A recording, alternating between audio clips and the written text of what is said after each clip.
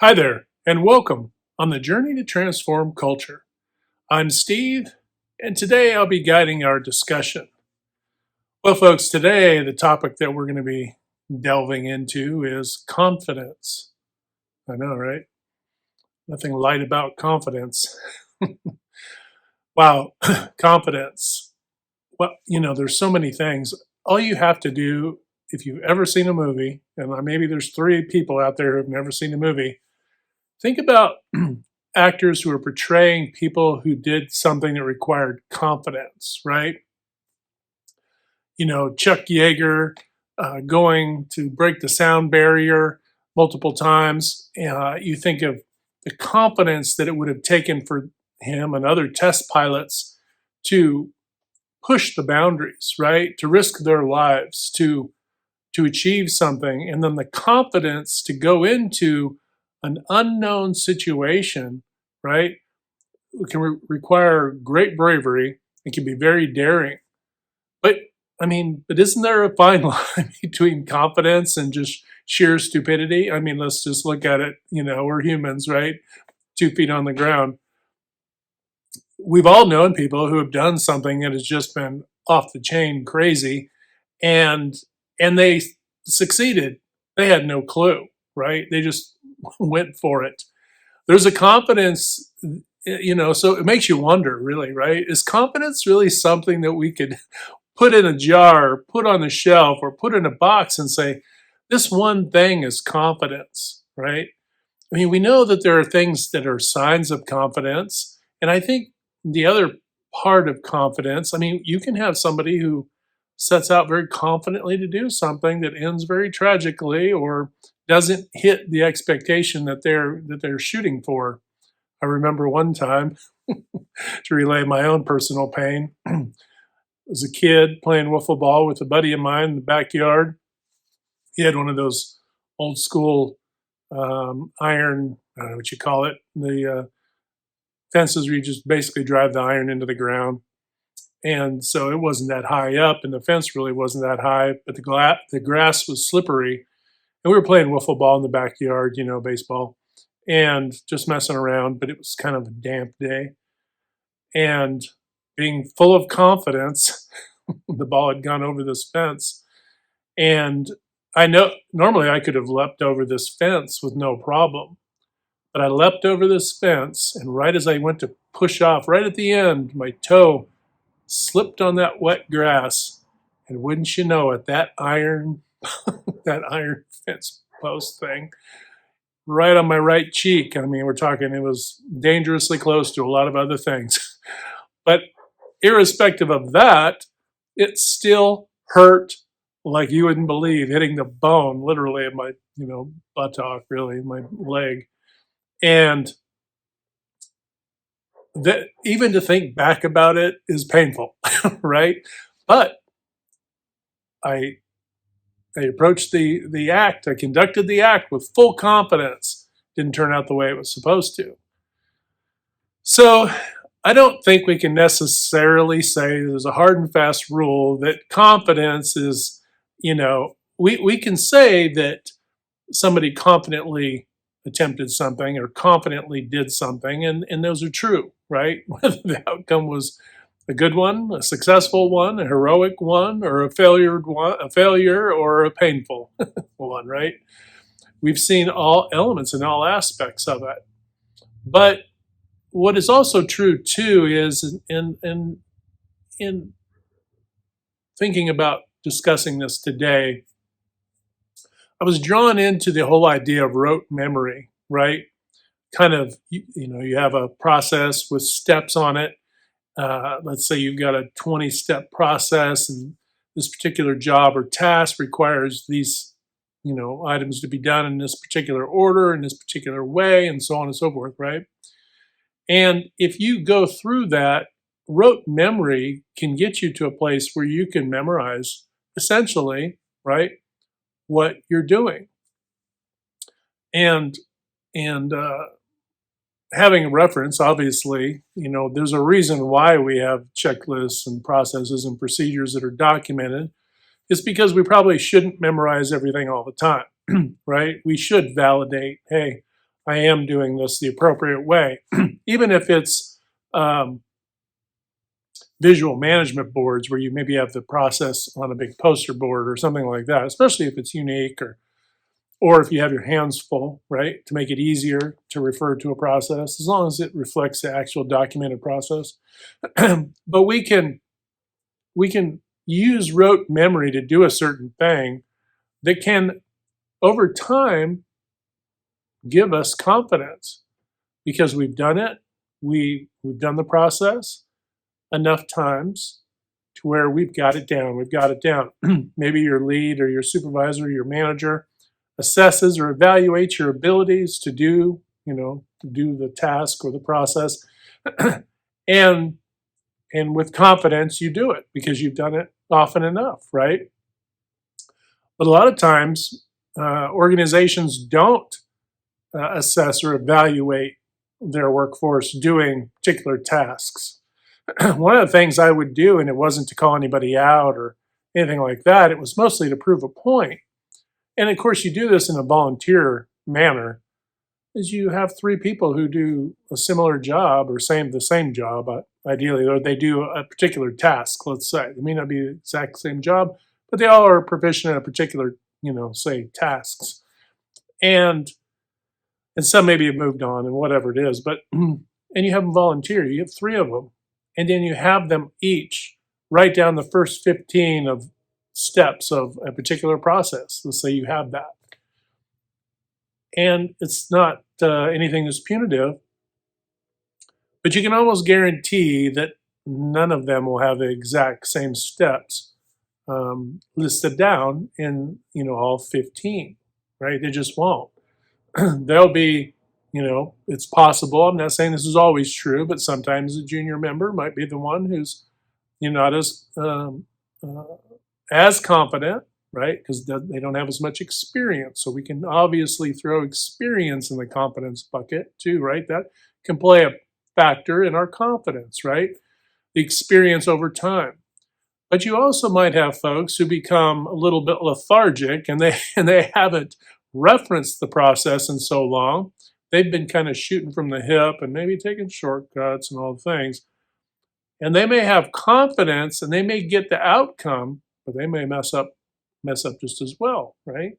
So the bottom line isn't saying, oh, well, they're going to be perfect. Actually, you expect they'd probably be in the 90 plus percentile on all the steps, ideally, right? But there's a reason why you have documented processes and procedures in one way, shape, or another. There's another reason why we do evaluations and assessments, right? To validate that we can confidently reproduce what we're making or a service we're providing, right?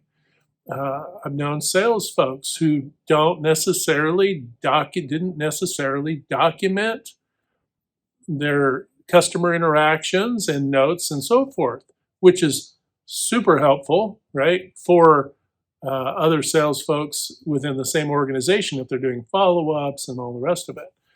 So, having the confidence to do the certain things obviously means that the outcome will be repeatable, right? If it's not repeatable, did they have confidence? Well, maybe they did have confidence, but they had confidence to cut a corner. They had confidence not to care and just, shot from the hip, and they didn't really even think twice to reference their material.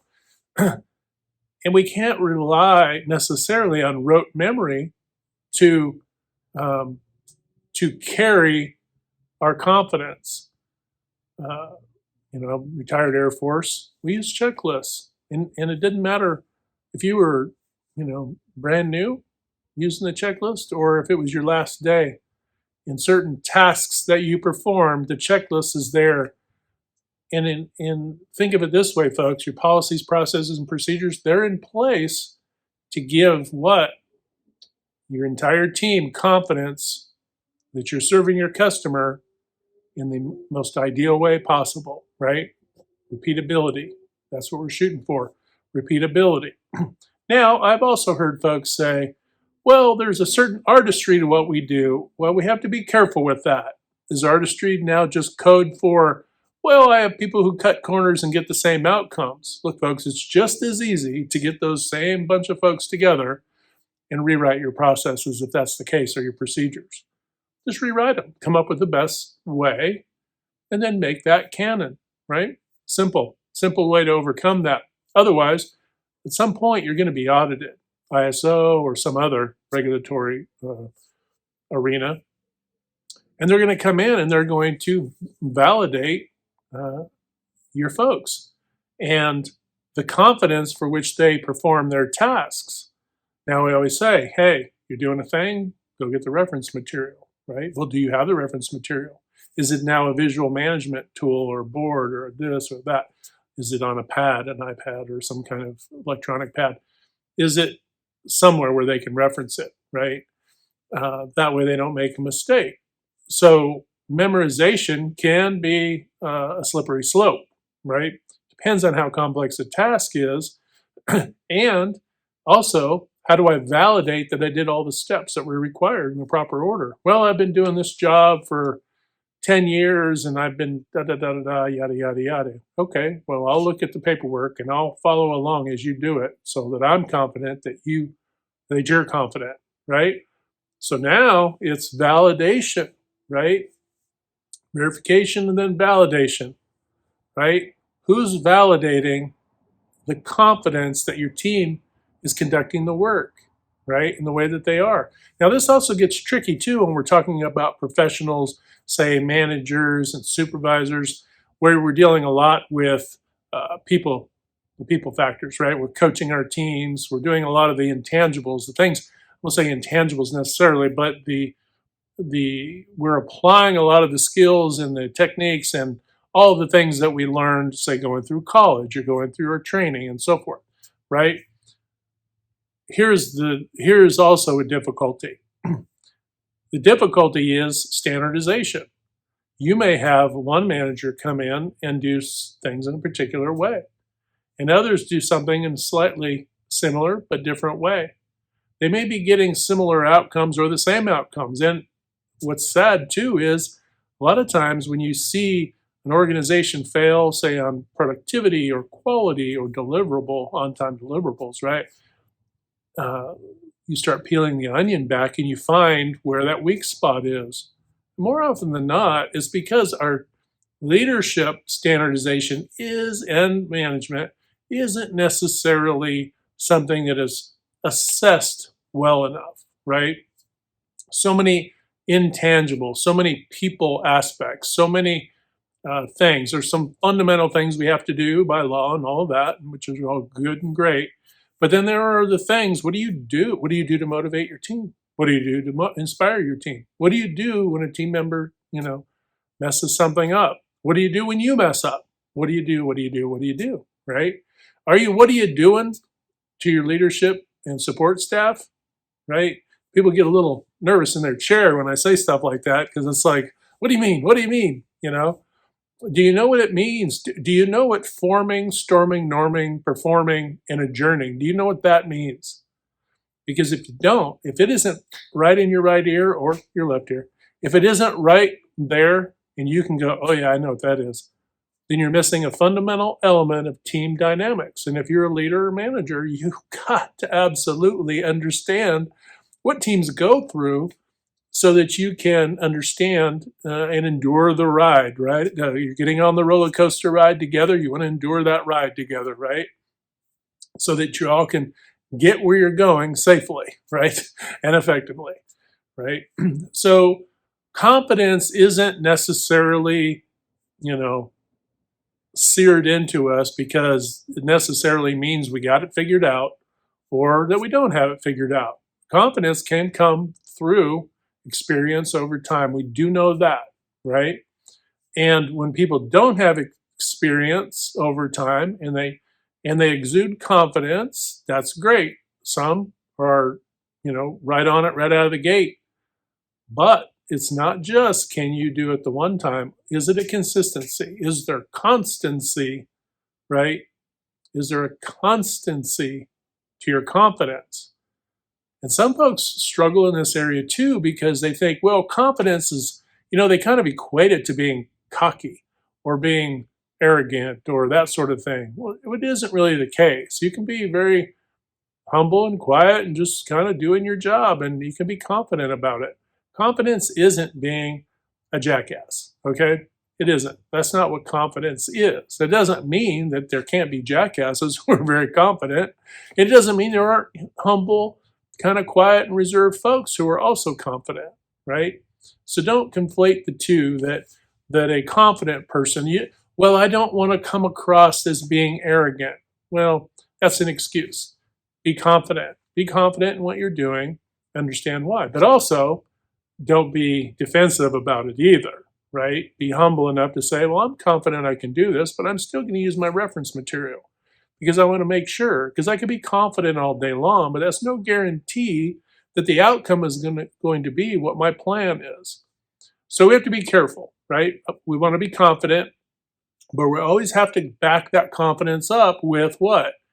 With our experience and the humility and vulnerability enough to know, hey, we wrote these policies and processes and procedures for a reason. We didn't just write them so that we could, wallpaper the walls with them. We didn't just write them so we have these nice books and binders laying off in the corners here, there, and everywhere, and on the bookshelf, hopefully. But we wrote those for reference, right? Because maybe we don't make the same product every day. We don't make and do the same process and procedure. We don't provide the same services all the time. The service variation. So then you have what? You have folks that come in and write and standardize your system, right? Your value stream, essentially, your policies, processes, and procedures. Your entire quality management system, essentially. And then, of course, quality manuals in some regards aren't necessarily required, depending on what level we're talking about and so on. But still, foot stomp that they're a good thing to have. I would write my O plan to mirror by answering all of the questions that would arise in an ISO audit. By doing that, not only you're keeping your team on target and on track, you have referenceable information that's going to help them stay on track, but you're also meeting your customer requirements by that process. But you're also have what? You have criteria that you can easily test folks. Make it easy. Start out, get folks used to this. Open book, right? Groups of 2 or 3 until they're comfortable doing that. And then grow them to where they can do it as individuals. And you'll find that people take off and they do fantastic. Don't just throw them in the deep end, though, by giving, here's an individual test. And don't make it punitive. You want to remember, the whole idea here is to make sure we know what we're doing and that we're on the same page. And then use the information you get from doing these types of things, testing and assessments and audits, use that information to get better. If you're using it just to beat people down and poke them in the eye and make them feel bad and do this, all the negative garbage, then you're doing it for the wrong reasons. The idea is to be sharp. Sharpen your team for your customer, for your end goal, which is product quality and productivity and service, right? All right, folks, talking a little bit today about confidence. There's tons more we could talk about with confidence, but we'll just hold it up there. Hope you're having a fantastic day. Remember to hit that good green domino 3 to 5 times a day or more to uplift, motivate, inspire, and just encourage folks. When we do that, what we find, we're not only helping to transform culture, but we're transforming ourselves. And what have we said before? We can't transform anything on the outside if we're not willing to transform on the inside. All right, folks, have a fantastic day. Remember to hit like, share, and subscribe. And until next time, we'll talk to you later.